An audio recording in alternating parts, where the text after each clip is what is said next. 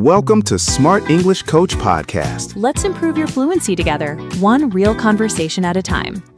Hey, welcome back. If you're listening to this right now, whether you're making coffee, driving, doing the dishes, or just lying on the couch with your headphones in, I want to ask you one simple question, and I want you to really think about it. When someone asks you, "How was your day?" what do you usually say? Oh, I know this one. Fine. Fine. Or good. Good. Or my personal favorite, busy. Yes. And then silence. The conversation just dies. And you're both standing there like two people who ran out of things to say before they even started. It's so awkward, actually. Like you want to say more, but the words just don't come out. Exactly. And that is exactly what today's episode is about. We're going to talk about how to describe your day in English, naturally, confidently, with real emotion, real vocabulary, and real conversational energy. By the end of this episode, you will never have to say just fine again. I love this topic because honestly, even for me, talking about my day in a second language used to feel so flat, like I was reading from a form. Name, day, feeling, done. Like filling out a government document. Exactly. No soul, no personality, and you just feel like you're reporting facts instead of actually connecting with someone. And that's the key word, connecting. Real conversation isn't about information, it's about connection.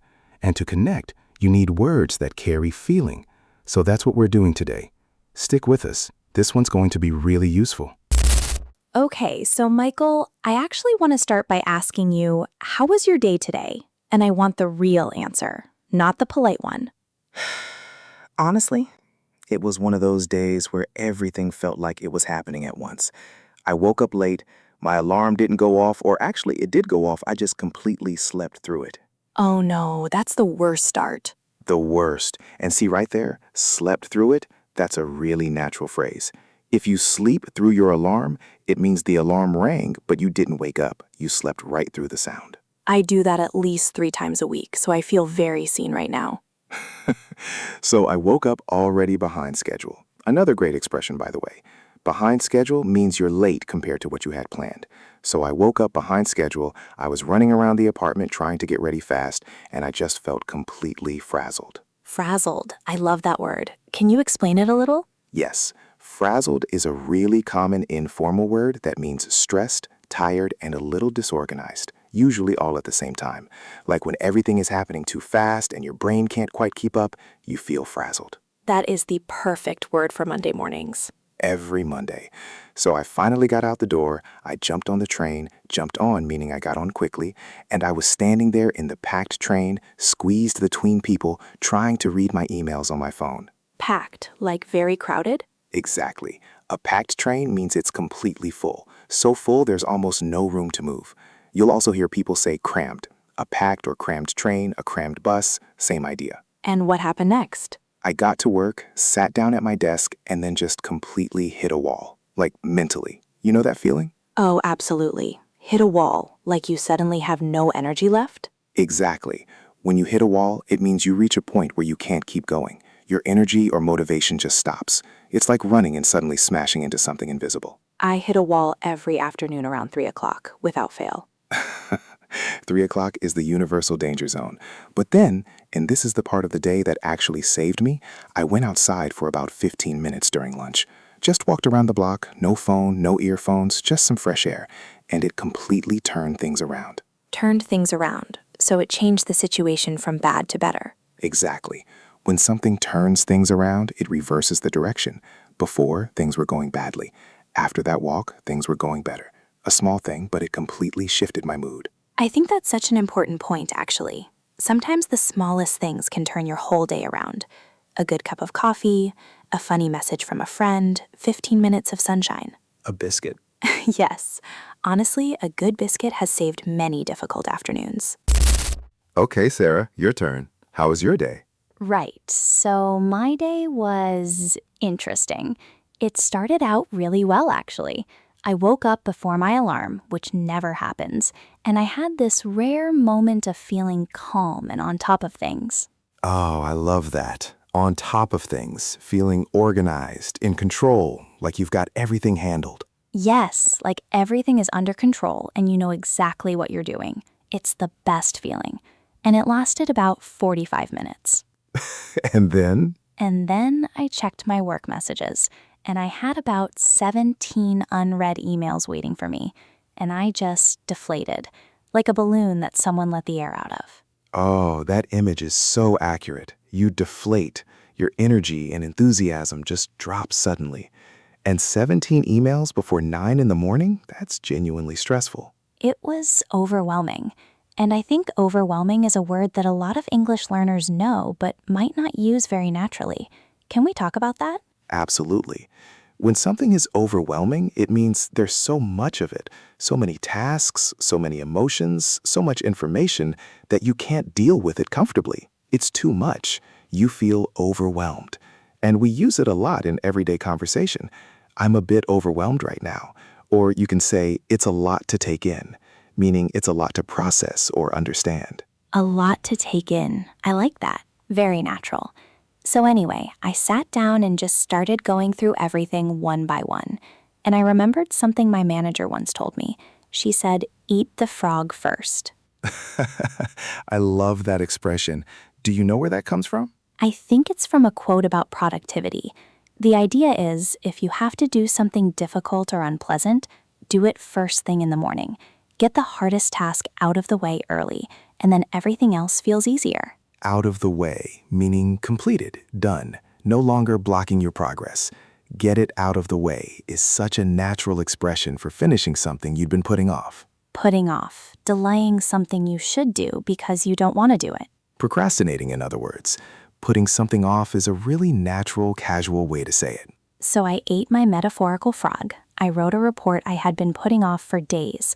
And honestly, I felt so much better after, like a weight had been lifted off my shoulders. A weight lifted off your shoulders. That's such a classic expression. It means a worry or a responsibility has been removed, and you feel relieved and free. It's a beautiful image, right? Like you were physically carrying something heavy, and now it's gone. And that's exactly how it felt, like I could breathe again. I want to stop here for a second and just highlight something because I think it's really important for our listeners. Notice what Sarah and I have been doing in this conversation. We're not just saying, my day was fine or I was busy. We're painting a picture of the day. Painting a picture, using details to help the other person really see and feel what you experienced. Exactly. We're giving the texture of the day, the morning rush, the emails, the walk, the frazzled feeling, the deflated feeling, the small wins. That's what makes conversation feel real and alive. And that's what we want you to do in English. So let's actually give our listeners a kind of mini template, because sometimes when someone asks, how was your day? Even if you know the words, it's hard to know where to start. Right. And the starting point is actually the hardest part. So here are some really natural sentence starters you can use. First, to be honest with you, this is great because it signals that you're about to share something real, not just a polite answer. To be honest with you, my morning was a disaster. Or, to be honest, I'm still recovering from the day. Another great starter, it was one of those days where... It was one of those days where nothing went according to plan. It was one of those days where I couldn't focus no matter what I did. I love that one, because everyone knows exactly what kind of day you mean when you say that. And one more. Honestly, looking back on it, this one is great for reflecting on the day after it's over. It adds a thoughtful, reflective tone. Honestly, looking back on it, it wasn't as bad as it felt in the moment. Beautiful. That last one is actually quite emotionally intelligent, too. A lot of days feel terrible when you're in them, but when you look back later, you realize you handled it fine. Let's talk about specific parts of the day, because I think that's where a lot of English learners get stuck. Like, you know how to describe feelings, but what about the specific moments? Great point. Let's go through different parts of the day. The morning first. What are some natural ways to describe a difficult morning? Okay, so we already used frazzled. You can also say, I got off to a rough start, meaning the beginning of your day was hard. I couldn't get myself going, meaning you had no energy or motivation to start. I was running on empty, meaning you had almost no energy, like a car that's almost out of petrol. Oh, I love that one. Running on empty is so vivid. And what about a good morning? I woke up feeling surprisingly refreshed. I actually had a productive morning, got a lot done before most people were even awake. I hit the ground running. Yes, hit the ground running, meaning you started your day quickly and energetically without any slow warm-up, like you jumped out of bed and immediately started being productive, Versus hitting the snooze button 4 times. which I may or may not have done this morning. Okay, what about the afternoon? Because I feel like the afternoon has its own very specific energy challenges. The afternoon slump is very real. That's actually what it's called, the afternoon slump, that drop in energy that hits you somewhere between 2 and 4 o'clock. Slump, a sudden drop. You can have a slump in energy, a slump in productivity, even a slump in business. It means things went from okay to low quite suddenly. And what do people do to deal with the afternoon slump? Common things. Coffee, obviously. Always the answer. A short walk. Some people do a power nap, a very short sleep, usually 10 to 20 minutes, that restores your energy without making you groggy. Groggy, that heavy, confused, not fully awake feeling you get when you sleep too long and wake up worse than before. So a power nap is strategic. A regular nap is risky. Exactly. You might wake up from a regular nap and not know what year it is. I've been there. Let's talk about the evening now, because I think describing your evening routine in English is something that comes up a lot in conversation. People always ask, what did you get up to after work?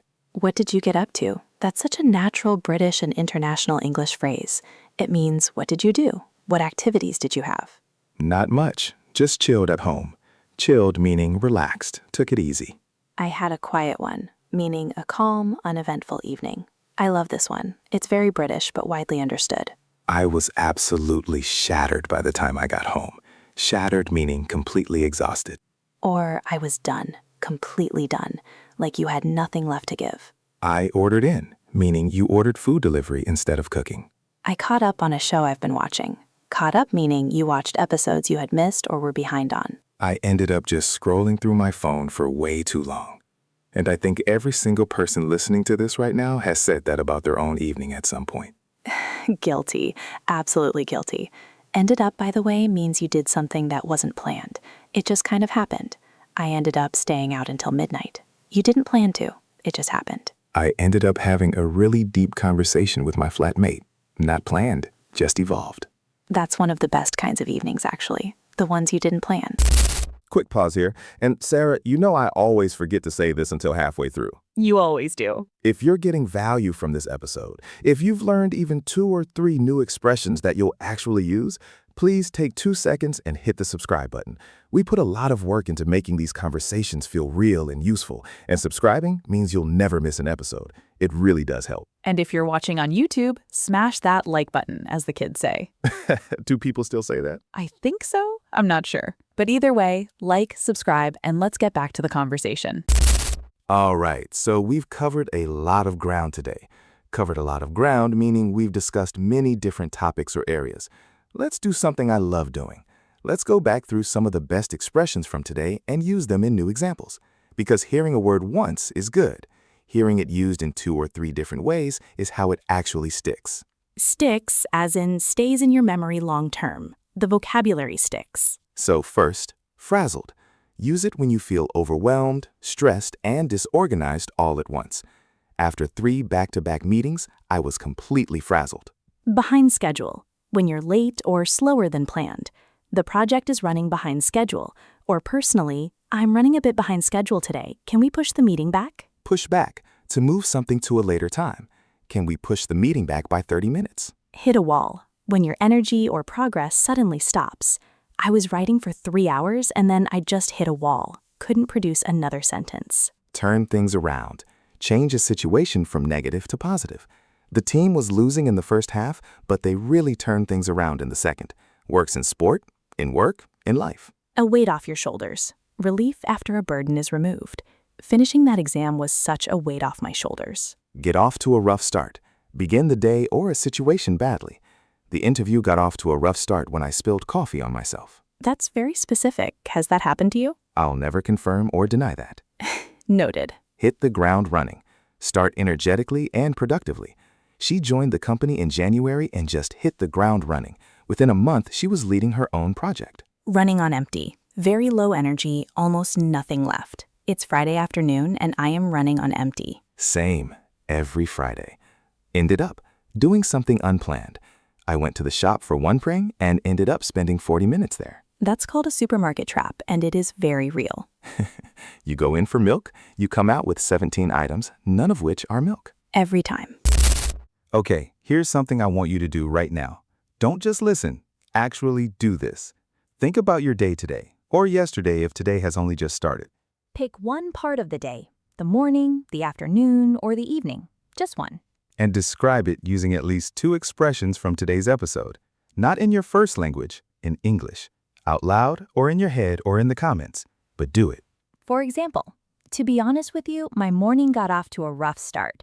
I was completely frazzled by the time I got to the office. Or, looking back on it, it was actually a pretty good day.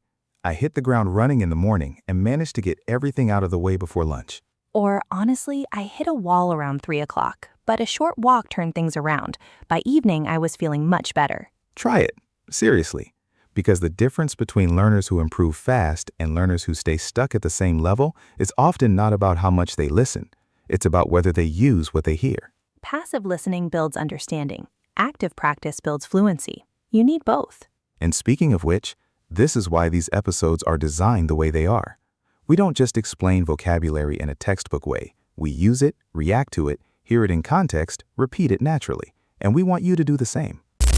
Michael, I want to go a little deeper on something, because I think one of the things that's missing when non-native speakers describe their day is the emotional layer, the feelings behind the events. Say more about that. Like, you can say, I had a busy day, but that doesn't tell me how you felt. Were you energized by the busyness? Were you stressed by it? Were you proud at the end? Were you relieved it was over? You're absolutely right.